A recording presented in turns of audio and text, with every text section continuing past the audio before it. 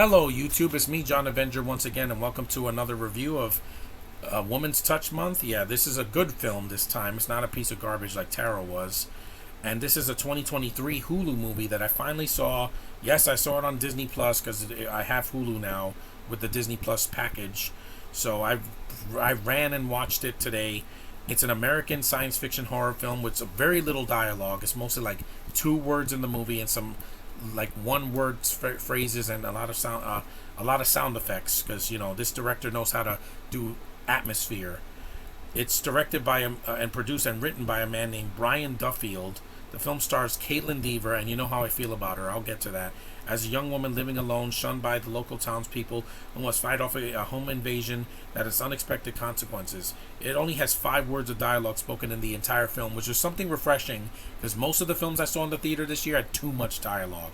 Dune, Frozen Empire, Godzilla vs. Kong, The New Empire, some of the Marvel shows that I saw on Disney Plus, and some of the other Disney Plus shows, and Bad Boys, and yeah, there's always dialogue. There's a lot of dialogue. This is No One Will Save You. It came out last September. I like this movie. It was well done.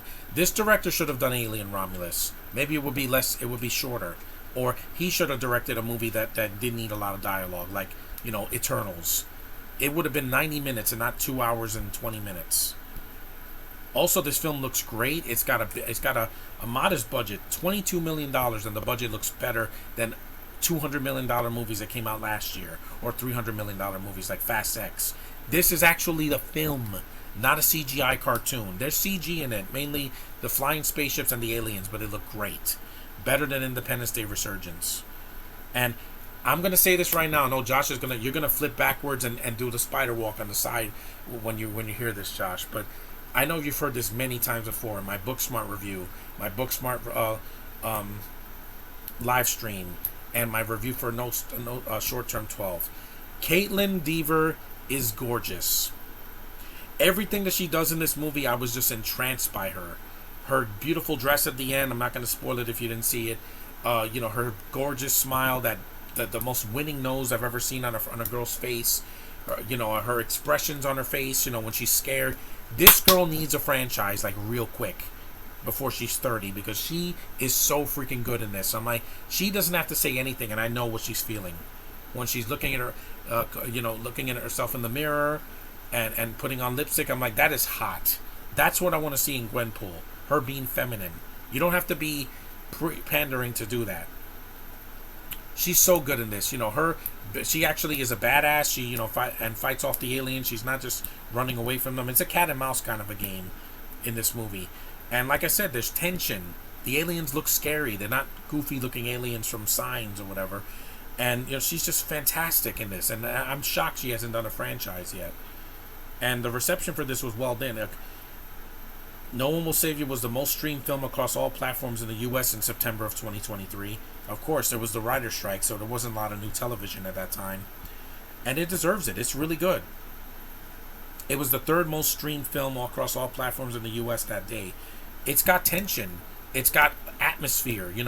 It's shot like in a small town, so it's up in the country. This reminded me of Invasion of the Body Snatchers mixed with the video game Alien Isolation, because it's just one girl against the elements, and it works.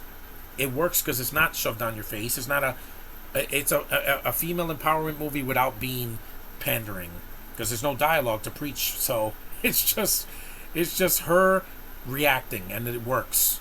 It's basically A Quiet Place if it didn't suck and it didn't have a Binto playing, the lead female.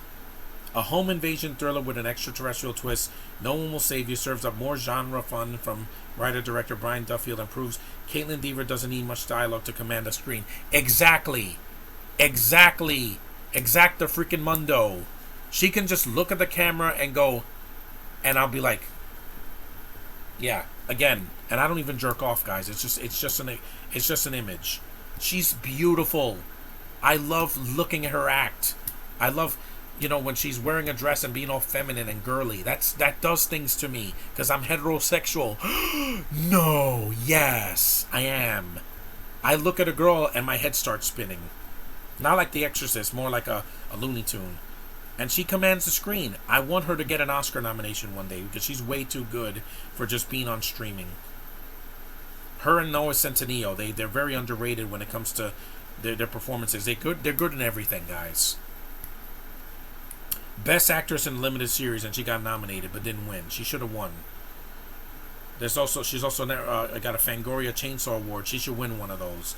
Best Stream Premiere, Best Lead Performance, because she's the only performance. It's her and this mailman guy that gets possessed by one of the aliens. That's all I'm going to say. And the aliens themselves.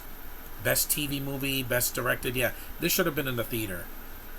Duffield stated that he has no plans for a sequel, but was open to developing a If No One Will Save You became a success. Later that month, he was open to creating sequels. Well, I'd rather see another actress take a crack at this. Or an actor, like a man this time.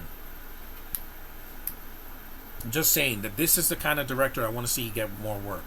Because he did a good job. Yeah, he did some bad Netflix movies he wrote, but again, he knows about atmosphere. You don't have to have 15 subtitle scenes to make your point. We get it. Dune Part 2, great visuals, love the acting, love the direction and the action scenes, but there's too much dialogue in Freeman. Here, there's only 5 words in the entire film. So it's basically like 90% a silent film, but there's atmosphere, there's music, there's a lot of, there's trees, and there's a real house. It's not covered in CGI like a bad video game cutscene. It's well done. And Caitlin is this needed a woman's touch, because if this was some boring Binto guy for 90 minutes, it would have been boring. But it wasn't boring, and her journey works in the film. I would say watch it. If you have Hulu or Disney Plus, watch it right now. Don't go watch Trap. That's a trap. Don't go watch Harold and the Purple Crayon, or go watch Deadpool again. Deadpool Wolverine, because it had atmosphere as well. This succeeded, and I love this. I think this movie's good. I don't love it. I think the ending is a little bit too convenient. It feels like another movie, but I didn't, it wasn't a downbeat ending. It's not. And it's not the Planet of the Apes, the remake, where it makes no freaking sense. It makes enough sense. And I say it's worth a watch, at least once. Just for Caitlin Dever alone, because she's stunning. Beautiful, and she can act, and she's as feminine as they come. I don't think anyone's been more feminine than her, last year especially. But anyway, thanks for watching, guys. Acknowledge me, and I'll see you guys in the next review.